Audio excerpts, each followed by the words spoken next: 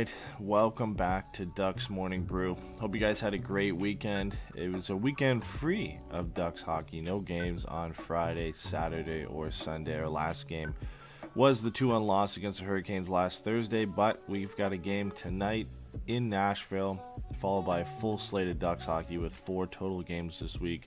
Got Nashville on Monday, got Colorado on Wednesday, Ottawa on Friday, and Toronto on Sunday. So it should be a fun week, a lot of stuff to talk about, but this episode today is going to be fairly prospect heavy with obviously no in-game topics to really chat about over the weekend here. And the first one, and probably the biggest news of the last 3 days, is that Mason McTavish has been sent back to the Ontario Hockey League, to the Peterborough Petes.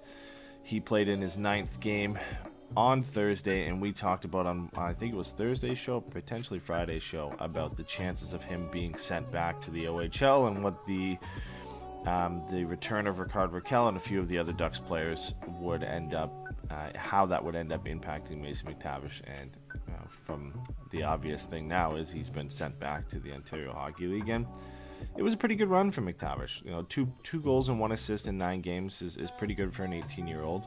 And I think the big thing is he just looked comfortable. He looked like he was ready to physically compete at the NHL level. And I think the main thing for the Ducks staff was that they wanted to get him some more game time at center, play him a bit more than 13 minutes a night that he was getting, and really have him go back to junior and dominate that level and come back next year a better player for it. And you know what? Like, as much as I'm disappointed, I understand it. I get it. It makes sense for his development as a player long term to go back to junior this year, play 18 to 20 minutes a night as the number 1 center on a team, go to the World Juniors for Canada, not have to worry about getting loaned from the NHL team, be a number 1 center there, and hopefully win a gold medal. And then to come back stronger next year and hopefully play center, right? I mean, Getzlaf and Zegras will potentially both, well, Zegras will still be here. Getzlaf, I would assume, will likely re-sign another contract. But outside of that, he'll battle with Lundestrom, he'll battle with Steele, and a few others for those center spots next year. And I think the Ducks will have a similar approach potentially to what they did with Zegras with McTavish next year in terms of moving him to center or starting him on the wing and seeing how things go. But I think for McTavish, it's the right move. I'm excited to see how he's going to do with Peterborough. Peterborough's not a great team, but they do have a couple of pretty good players. Tucker Robertson is kind of the main one right now. He's leading the Ontario Hockey League in scoring, an overage player. And that could be a potentially dynamic duo for the Petes until at some point I believe McTavish will get traded to a contender. The Petes as a team aren't good. They're likely going to offload McTavish when they can to get as much from a development standpoint and a picks and prospects standpoint that they can. So I would imagine closer to the OHL trade deadline, which is near the end of the World Junior Championship, we'll see a move for Mason. London would be a team I think would be highly interested in him. They are lacking a real true number 1 center with the skill level and experience that McTavish has. I think Sault Ste. Marie could be a team, and my pipe dream would be to the Guelph Storm to play with Sasha Pastujov, who we'll talk about shortly here. But wherever McTavish goes, even if he stays with the Petes for the entire season, which I think is unlikely, he's going to be one of the best players in the Ontario Hockey League. He's going to have a lot more experience with those 9 games and the pro hockey he played last year than a lot of players in that league. So it will be a good run for him, and it will be nice to see him go back and just dominate. He was good for the Ducks, and he was noticeable, but you'll see all the little things from him in junior hockey that you necessarily didn't get to see, didn't have the space to pull off, and doesn't have, I guess, the developed skill set to do at the NHL level. You'll see all of that from him at junior hockey, because it's been 2 years since he's been there, right? His draft year he was with Peterborough, then the year after that the OHL didn't play. So he was playing overseas in Switzerland and then playing at the U18 tournament for Canada. So not a lot of time in the OHL over the last couple of years. So it's going to be a unwelcome surprise for a lot of defenders in the league to welcome Mason McTavish back. But I think him getting some playing time at center and really being able to gain some confidence and play a ton of minutes every night is going to be beneficial. So we'll welcome him back when he gets there, but we'll enjoy watching him in junior hockey for the time being. All right, on to the other Ducks prospect in the Ontario Hockey League, and that is Sasha Pastujov. And I feel like we're going to talk about him multiple times for the rest of the year here on Ducks Morning Brew. We've already talked about him once, but he's on now a 7-game goal-scoring streak after recording 2 goals last night for the Guelph Storm. I think it was 2 nights ago, for the Guelph Storm. He recorded a goal early in the game and then the OT winner, which if you've seen the clip, he dabs after the OT winner, which was just fun. It's just hilarious. The kid doesn't lack confidence, reminiscent of Zegras' level of confidence, the way he's playing in the Ontario Hockey League right now. And you look at some of these highlights from this season, he just is clearly one of the best players on the ice on any given night against any team. And now with that 7-game goal scoring streak, he has 18 goals, which leads the league in 18 games, 13 assists for 31 points. Those 31 points are 3rd in the league. He's behind 2 overage players in Tucker Robinson, who we just talked about, and Brandon Coe, who plays for North Bay. And he is 3rd in power play goals with 6 and 1st in shots on goal with 88 in 18 games. So it's been a lot of fun for Sasha Pastujov down in the Ontario Hockey League this year, and it's going to continue to be a lot of fun for him. And the fact that on this show we're talking about Mason McTavish and Sasha Pastujov and eventually Jacob Perreault here, like these are the 3 guys that have the brightest futures for the Ducks that aren't currently playing on the Ducks roster. And they're going to just be a ton of fun to watch this year. And, Pastujov and McTavish are obviously going to be playing in the same league. And Perreault is in the American Hockey League with San Diego and just on the cusp of breaking into the Ducks roster. So the future is bright. And when you look at what the Ducks already have on the roster, Troy Terry and Zegras and Drysdale and Comtois and the rest of the guys there, it is a bright future indeed, and Pastujov is starting to show why people thought he was the steal of the draft when the Ducks got him in the 3rd round. And I don't know when his goal-scoring streak's going to end, but the way he's been playing, it doesn't look like it's going to be anytime soon. And it reminds me a bit of Terry's streak right now, where it's just an absurd 16-game point streak for Terry, and you know it's going to end at some point, but the way he's playing, it doesn't look like it's going to be anytime soon, and that feels the same for Pastujov. So I can only imagine that in the upcoming games he has here, he's going to get on the score sheet a couple times.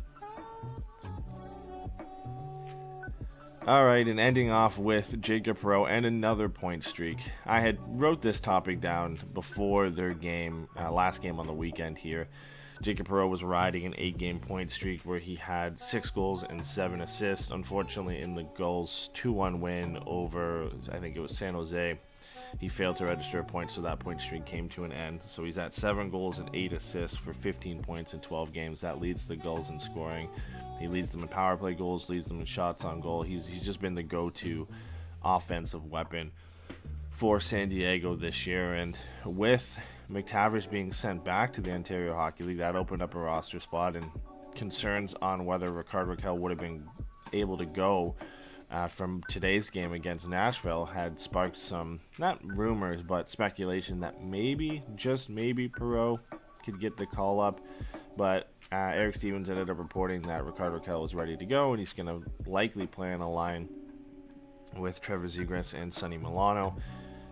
That kind of squashed the rumors, or at least the hope that Jacob Perreault would come up and get a debut, just because if you're going to call him up, you're not going to play him in the bottom 6 or on the 4th line, and there just wasn't a lot of room to really fit him in properly at this point. And it was Vinny Lettieri, which is expected, and Benoit Olivier-Groux who got the calls to come back up and go with the Ducks here on this road trip to Nashville and to Colorado on Wednesday. But his time will come, and as long as he continues to play like this, I expect him to get a call up at some point this year. It still might not be until after the trade deadline, like I had mentioned before, if the Ducks move on from Rickard Rakell or potentially some other forwards on this team, that will open up a spot for him.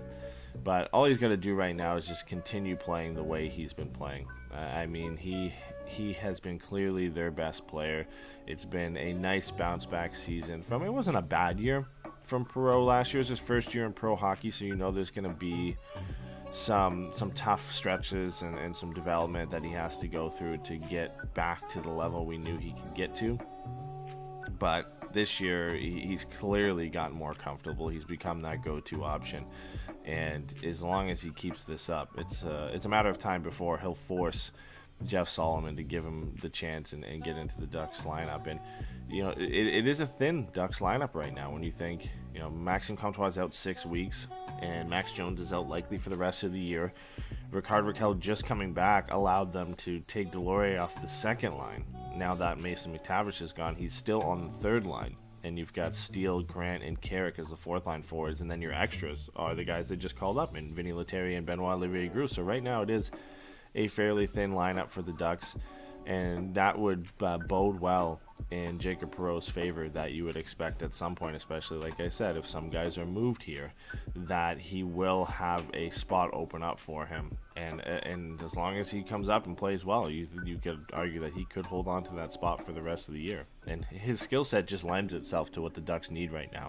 A one-timer option, whether it's on power play 1 or power play 2, and just another offensive weapon to go out there and put the puck in the back of the net. And the dreams of him playing with a player like Trevor Zegras or even Ryan Getzlaf and seeing what they can do is something that I think all Ducks fans are waiting for at some point here. So between Pastujov and McTavish and Perreault, those are 3 excellent pieces the Ducks can add to this young forward core and establish a very, very good young top 6 in the future. If you look at Zegras and Terry being a part of that, maybe Milano or if they get a top pick in this year's draft as well to add another forward. So you got the potential here of a very, very good young top 6 with a lot of skill and a lot of talent that's going to be here in almost the next couple of years, right? McTavish, 9 games this year, will likely be a mainstay for most of the season with the Ducks next year.